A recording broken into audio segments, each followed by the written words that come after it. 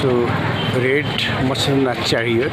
So it has been running for many thousands of years. And in Lalitpur, this place.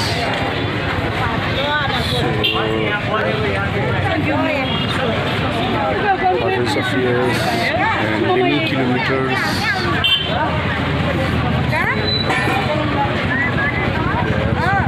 Machhindra chariot. Offering prayers.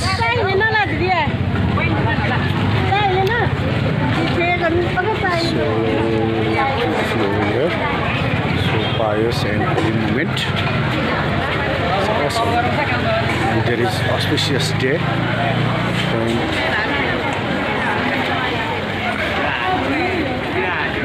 Special golden and diamond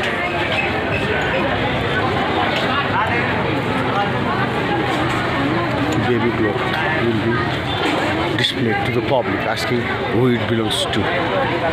Actually, it is the farmers' festival also, not only ritual. So the god of rain, machhindra nath, they say, and it's really wonderful doing it here.